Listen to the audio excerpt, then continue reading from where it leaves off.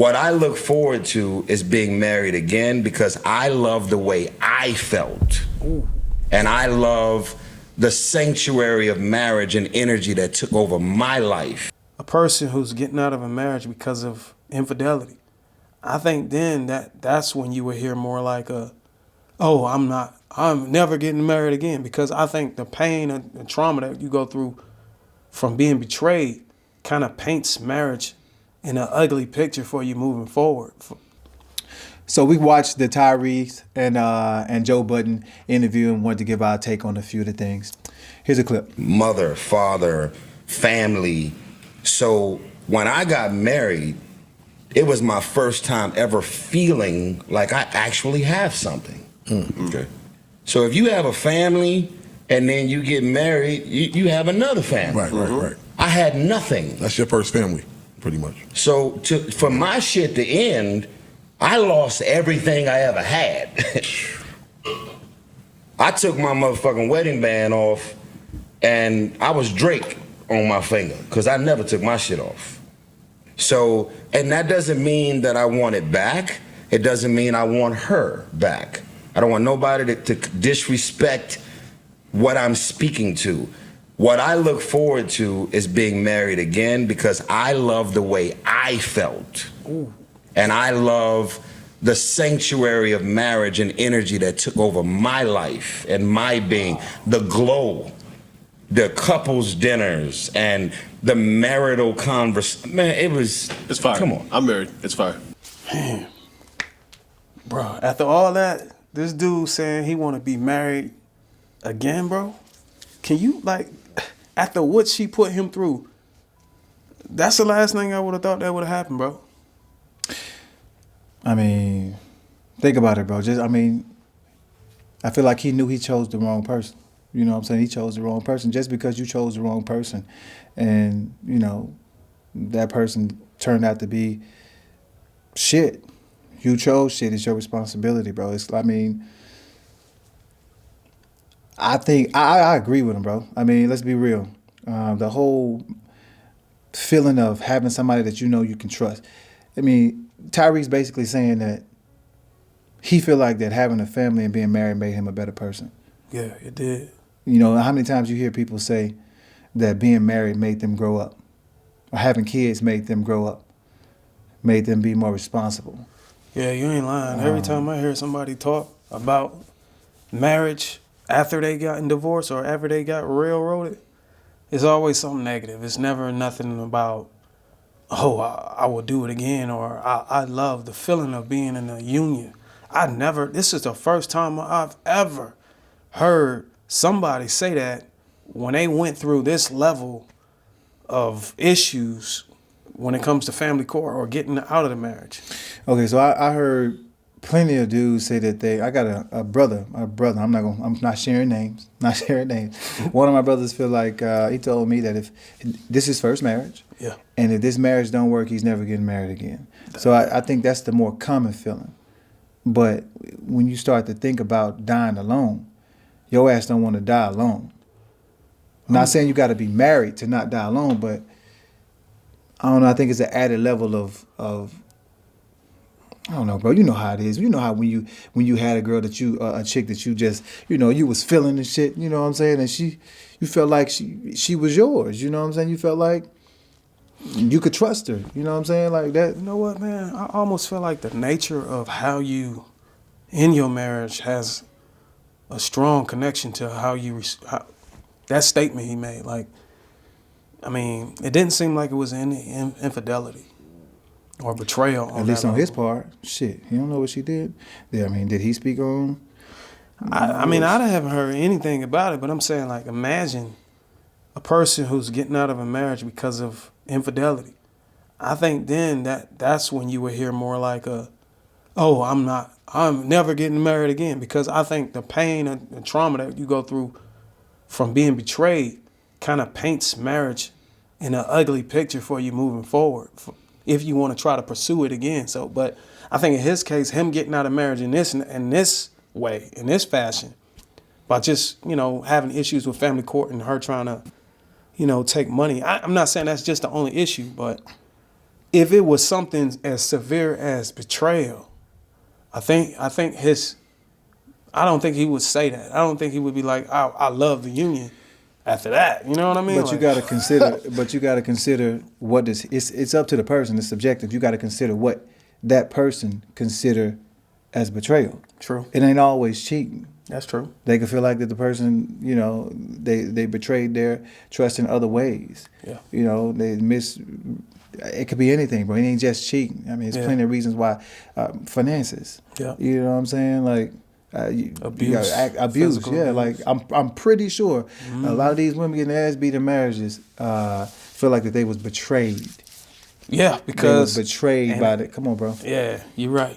So you did physical action, but did you guys end up doing any level of couples therapy to try to repair? Melissa, we had premarital counseling. Mm-hmm. We had counseling throughout. And I'm here to sit here and say, irregardless of, we're in a world right now where if a man expresses thoughts and feelings, he's misogynistic. Pause. Irregardless. What? First of all, never, ever in your life say irregardless. It's regardless. Regardless. He's disrespectful. There's 2, there's 3 sides. Shut the fuck up. I'm telling y'all, I put my soul into that. Never cheated. No DMs. No meet up in the Sprinter. I live in Atlanta, nigga. The fucking ratio is 90-1. Never left the house. I live 3 minutes from the Lenox Mall. I've been living there for 7 years. In Buckhead, and I've only been to the Lenox Mall 3 times. As an alpha male, every bit of straight, nigga, we don't really exist. Commitment to the 10th power. On that level in the ATL. Women are out here. First of all, real quick, before you get to your point, calling yourself an alpha male, just don't do it. It's kind of cringe. It's real cringe. I'm just gonna be honest with you, bro. It's kind of cringe. Yeah, bro. Just like steer clear. Go ahead, bro. I'm sorry. So I think the lady on the show asked a really good question. She asked, did they do any therapy? And he stated that they did premarital counseling throughout marriage. How does a marriage still fail after all that? Preparation and being cautious and trying to, make sure things work out. First of all, I don't know how long they was together before they started going to counseling. I don't know, but if you already needing counseling in the beginning of the relationship, it's probably just not gonna work. You probably need to just let that go.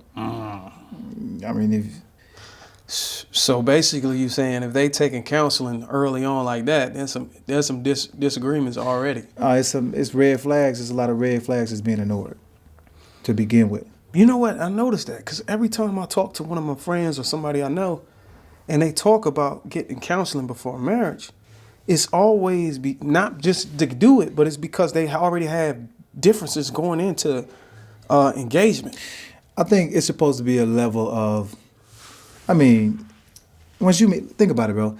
When you meet somebody that y'all connect with, y'all connect well, y'all work well together. Y'all got a chemistry. It seemed like that y'all been knowing each other for years. Mm-hmm. You're physically attracted to that person. Mm-hmm. Y'all got like personalities. Y'all share some of the same beliefs. Like your relationship is just gonna flow. It's gonna flow, yeah. There ain't gonna be no real need for no therapy early on. And you boyfriend and girlfriend and you talking about therapy. Probably you should be talking about leaving. I don't understand. I don't get it, man. I'm not trying to meet you in 4 months after we started doing our thing, we need to go to therapy. No. Yeah, I ain't gonna lie, because I'ma I kick kind of rocks. feel like if I gotta get counsel, it's sort of like I gotta get conditioned to be able to fit for this person. I gotta be primed for compatibility.